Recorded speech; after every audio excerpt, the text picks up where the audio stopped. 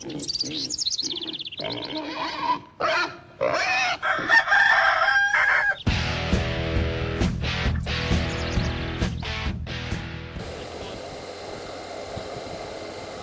today's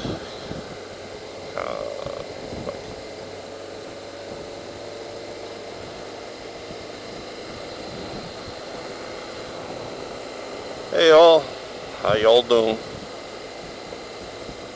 Not that I'm Southern. Why did I just say that? Anyway, today's topic of conversation: lane splitting. Lane splitting outside of California. People do it. I don't do it. Today I wish I could do it because traffic's been a bear. Oh my God. It's been completely insane today. I should have been at work like 20 minutes ago and I'm still not even on my second highway yet. And this highway usually isn't that bad. But here in the state, live in Rhode Island, and it is illegal to lane split. I can almost kind of see why. I mean, because of the hot and cold and frost and overly heat that we get. I mean, these roads are freaking horrible. They're supposed to be fixing this up this year, or starting to fix it up this year.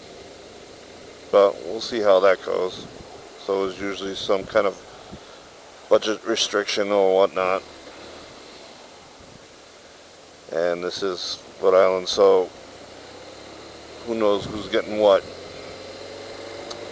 But yeah, lane splitting outside of California. I see plenty of opportunities where people are on much wider roads that could be in wider roads. I don't know who just honked. Not sure. Probably somebody cut somebody off, but who cares? And I'm kind of on the fence on this one. Like, our roads aren't wide enough for lane splitting, and we don't have the California traffic. But sometimes, man, like coming back from the beach or going to the beach, going down to URI, which is next to the beach. There's some nice wide roads down there, some good shaped roads. I don't know. It'd be kind of hard to say that lane splitting can be done in this road, but not that road. It's just our roads are not that good. There's such a wide variety of damage to the roads or non-damage that could be hard to police. I don't know. I think of it, then I think of the lane splits. I look at the lane splits and I go, well, that would bring the bike down. You know.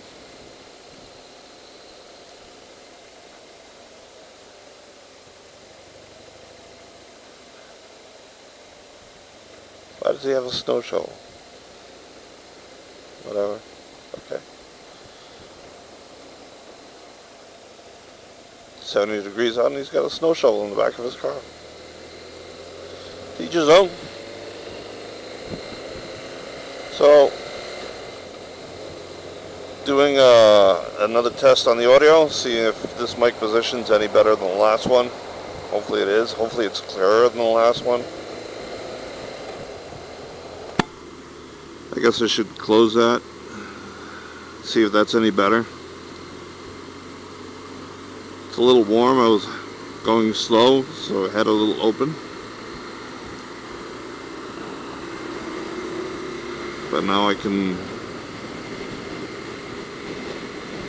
open it up a little bit. Just a tiny bit.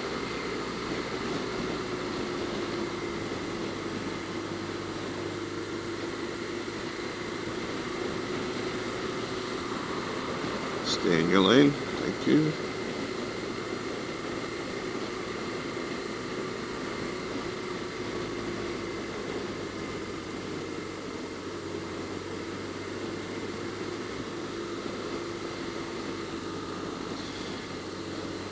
So yeah, I mean, what do people think? Is it safe? And with shit like that on the road, it's not. So like I said, it's for me, it's right on the fence. For the amount of traffic that was probably what, 20 minutes worth of traffic. Should have been 3. Is it worth it? I had a manager once that used to say, "Is the view worth the climb?" But thinking about her for a minute.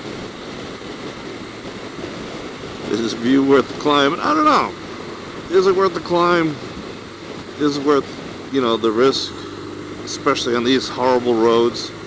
If we had great roads, I'd say, yeah, absolutely. Lane splitting, regardless. You're stuck in traffic. It just helps traffic flow throughout the state. Helps traffic flow throughout the state, but people also got to be informed of. People also got to be informed of what lane splitting consists of.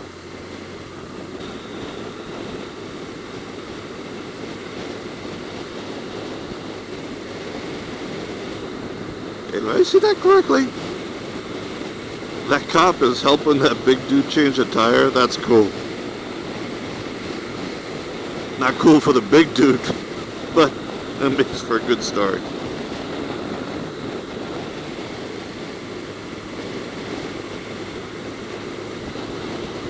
Oh. Switching the subject to cops. See, they're not all bad. Not all bad at all. It's like you do something stupid, they're gonna be forced to stop you and go, hey, it's reckless driving. Or, I think they want to stop you. I don't think they want to stop you. I don't think they're out for their quota. But out on a road like this, unless you're doing like 90 miles an hour like some jackass did a couple of months back, and he filmed himself putting it on YouTube, then hits the back of a truck, yeah, you're being a jackass. I was in a car, by the way, made national news. Some guy was doing 115 miles an hour down, not this road, but a road very similar. It was off-peak hours, so a lot less traffic, but still, no reason for it. And to be distracted by that much, that's just fucking stupid.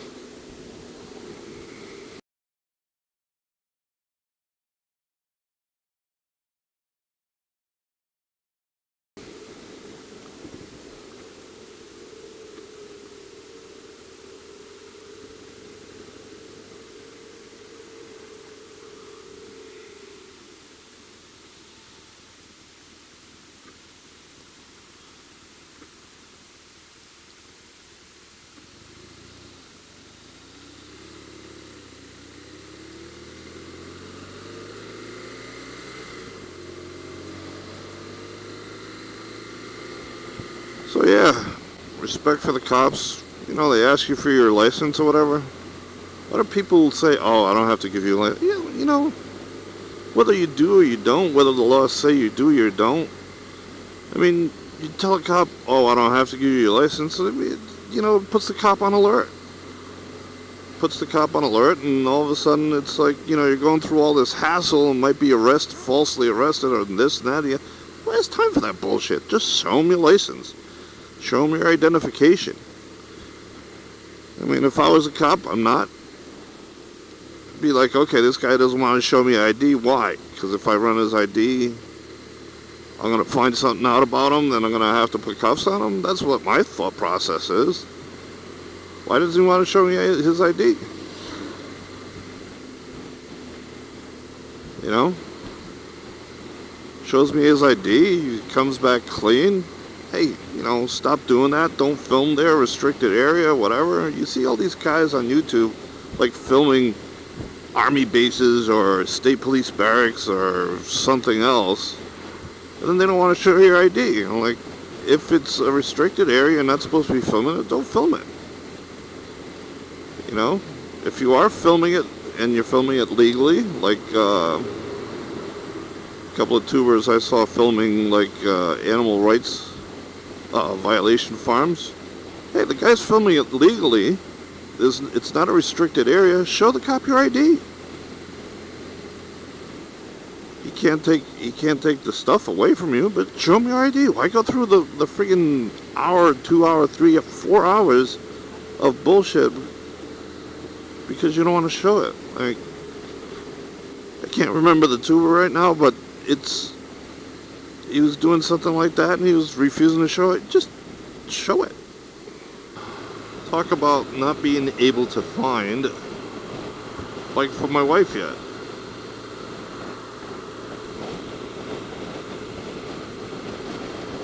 You know, I saw somebody the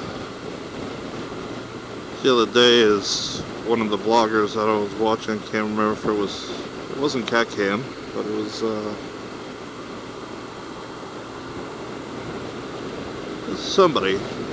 somebody that just went to go pick up a Honda 250 Rebel for his wife, and I'm looking to sell one. Too bad he doesn't live near me, because I would sell it to him cheaper than probably what he paid for it, and in better shape, newer year. So yeah, looking to sell the wife's Honda 250 Rebel. It's in excellent shape. It's only got like 6,000 miles on it. Runs like a top. Very little wheel pitting, and that's the only pitting that it has, is on the rims.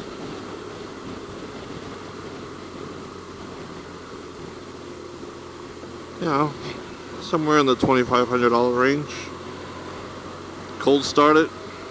Taking care of it myself. I've been taking care of bikes for years, so I think I know what I'm doing. I think I know what I'm doing. Doesn't everybody say that? They think they know what they're doing.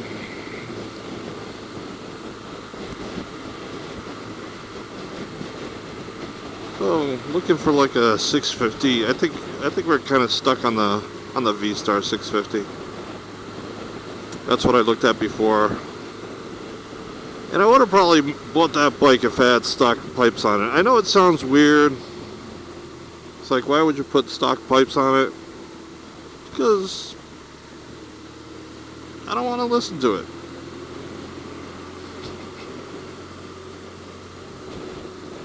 Especially coming out of my wife. Badass bike. Blah, blah, blah, blah. Bike had some, guys probably didn't hear it that well, but it had some bulbs, exhaust.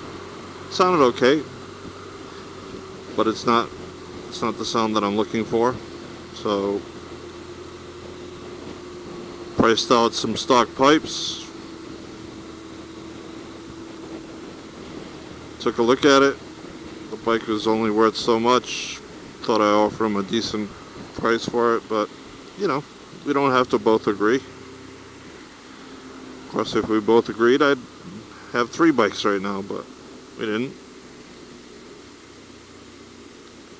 That's okay. It's okay to disagree.